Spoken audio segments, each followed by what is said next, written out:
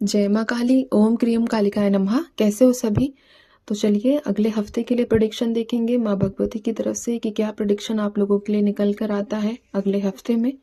जैसे कि आज शनिवार है, हम शनिवार में ही निकालते हैं अगले हफ्ते का।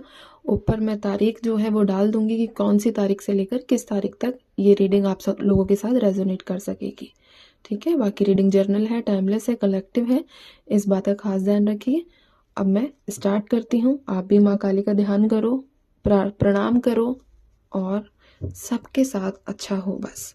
जय माँ भगवती, ओम क्रीम कालिकाय नमः। अगले हफ्ते का प्रेडिक्शन बताना है माँ कि इनके लिए कैसा रहेगा, क्या चीज़ें रहेंगी, क्या सावधानी रहेगी, सारी डिटेल्स आपको देनी है मुझे और मैं इन लोगों को बताऊंगी।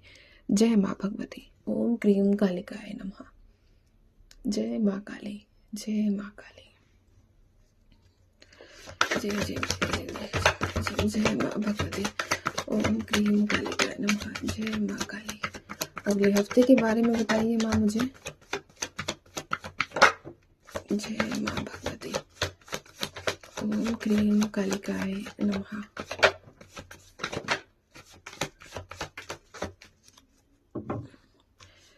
Seven of pentacles, nine of wands, page of wands. बड़ा धीरे हफ्ता जाने वाला है तुम लोगों का, तो बहुत स्लो प्रोसेस है। सेवन ऑफ वॉन्ड्स और कार्ड्स माँ लास्ट शफल करूंगी। और कोई कार्ड जो आना चाहता है वो आइए अगले हफ्ते के लिए। जय माँ भगवती। ये देखो, ये पहले रह गया था ना, द मून का कार्ड जो है पहले,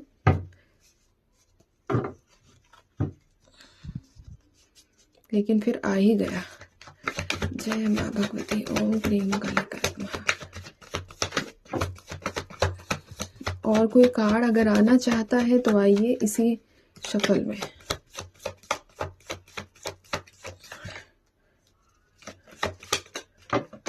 चलिए ठीक है, कार्ड्स आ गए हैं मेरे पास। 10 ऑफ सोर्ड्स और यहाँ है द फूल, ये नीचे चला गया था card. 2 of swords, the moon, 10 of swords, the fool और बॉटम में है द वर्ल्ड। शुरू करते हैं हम। तो यहाँ पर जो सबसे जो कुछ नंबर्स हैं, कुछ डेट्स हैं वो बता देती हूँ। Number 2, number 7, number 7, 7, number 9, number 21, number 10,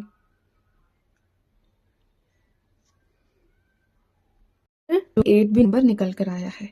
सबसे पहले तो हफ्ते आपके जीवन थोड़ा सा स्लो चलता नजर आया है, यानी आपको जो आपकी लाइफ बहुत धीरे हो चुकी है, बहुत धीरे सारी चीजें रिसीव हो रही हैं, बहुत धीरे धीरे आपको लगेगा कि इसमें तो मतलब पेशेंस लेवल जो है ना एक हाई लेवल का चाहिए। आपका जो पेशेंस है वो ऑटोमेटिक बढ़ेगा भी, क्योंकि ऑब्वियस सी बात है कि आप मेहनत तो कर रहे हो, आप प्लानिंग्स भी कर रहे हो, आप एग्जीक्यूट कर रहे हो प्लानिंग्स को, बट जो चीजें आपको रिसीव हो रही है ना वो कछुआ जाल में रिसीव हो रही है। ऐसा कुछ फास्ट आता हुआ नजर नहीं आ रहा मुझे अगले हफ्ते में स्पेशली। ठीक है, और कहीं ना कहीं आप अगर आपके वर्क प्लेस पे बहुत ज़्यादा मेहनत करोगे बट आपको अप्रिसिएशन नहीं मिलेगा कि तूने इतना काम किया या ये चीज़ें की, तो अप्रिसिएशन वाली एनर्जीज यहाँ नहीं दिखी है।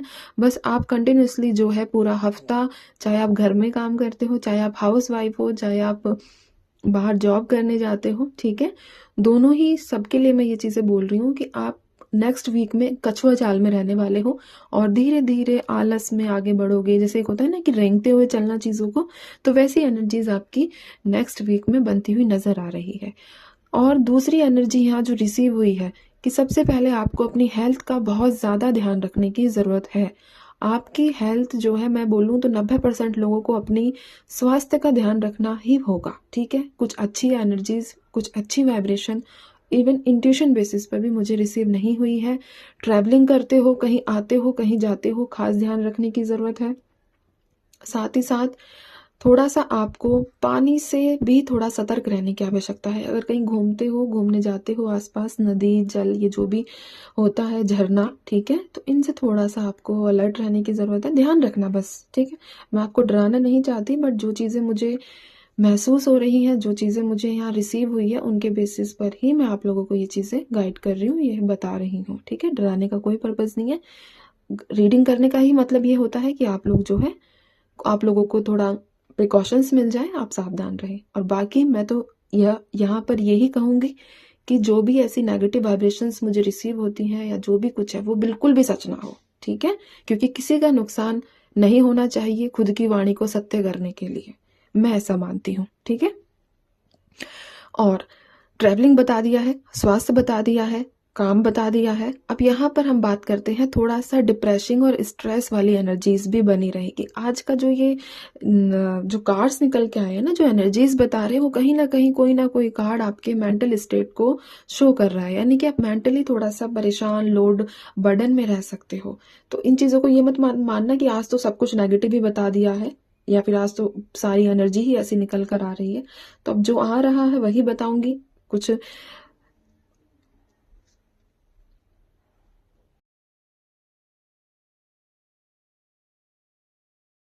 अब आपको खुश करने के लिए मक्खन तो मैं लगा नहीं सकती हूँ, ठीक है? हाँ, लेकिन सबसे एक एनर्जी यहाँ ये भी मुझे जो रिसीव हुई है कि कुछ आपके पेंडिंग जो काम है ना, रुके हुए काम, वो बनते हुए नजर आ रहे हैं। और ये जो काम है ये फाइनेंशियल बेसिस पर ज्यादा है कि आपके कोई पेंडिंग चीजें हैं, कोई रुकी हुई चीजें हैं, तो वो कंप्लीट हो जाएंगी, आपका काम जो है वो पूरा हो जाएगा, ठीक है? अब ये चाहे अगर आप इवन, अब ये देखो क्या है, जैसे कि अगर आप सपोज एग्जांपल देती हूँ कि अगर आप घर में कोई काम कर रहे हो, बहुत दिन से कुछ चीज़ सोच रहे हो कि मैं कैसे इस चीज़ को कंप्लीट करूँ, कैसे करूँ, तो वो अगले हफ्ते में आप पूरा कर लोगे। बाकी अगर वर्क प्लेस की बात है तो वहां भी पूरे करते हुए नजर आ रहे हो। दूसरों की बातों को सुनकर कोई डिसीजन नहीं लेना है, दूसरों की बातों में नहीं आना है, दूसरों की बातों को सुनकर कंफ्यूजन में मत जाना है। जो डिसीजन आप लोगे, जो इंट्यूशन आपका बोलेगा वही सही है। कंपैरिजन वाली एनर्जी से मत जाना, पहली चीज।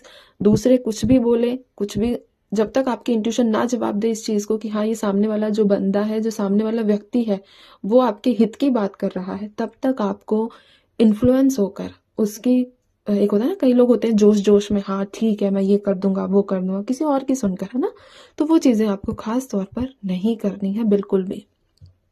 कुछ चीजें इन्वेस्ट, अगर आप लोगों ने इन्वेस्टमेंट किया है तो ग्रोथ मिलेगी वहां से, लेकिन ये जो इन्वेस्टमेंट है ये आपकी, अगर आप कर रहे हो पिछले 2-3 साल से, या मैक्सिमम मैं बात करूं तो 4 साल के अंदर जितनी इन्वेस्टमेंट आप लोगों ने की है, वहां से पॉजिटिव रिजल्ट्स आपको अगले हफ्ते में मिलते हुए नजर आ रहे हैं।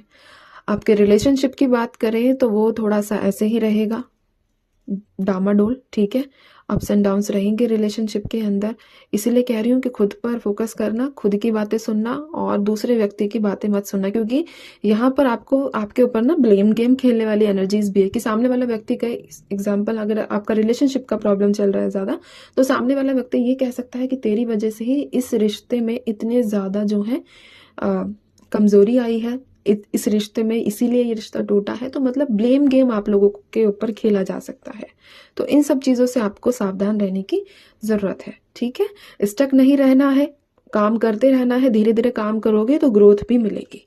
बाकी हम गाइडेंस निकाल लेते हैं। माँ, इनके लिए गाइडेंस क्या है अगले हफ्ते के लिए? जय माँ भगवती, ओम क्लीम कालिकाय नमः। एक गाइडेंस दीजिए माँ इनके लिए। जय माँ भगवती, ओम क्लीम कालिकाय नमः। जय माँ काली। यस और नो दोनों चीजें निकल कर आई है आपके। तो आप यहाँ पर, मैंने एक बोला कि कंफ्यूज नहीं होना है कि करना क्या, करना कैसे करना, तो वो चीजें यहाँ भी गाइडेंस के कार्ड्स में भी निकल कर आई है। तो कंफ्यूजन से हाँ और ना के बीच में के चक्कर में आपको फंसकर नहीं रहना है बिल्कुल भी। तो ये एनर्जीज रहेंगी अगले हफ्ते की। अब मैं चलती हूँ, ध्यान रखिए और अपना विश्वास रखिए। जय माँ काली।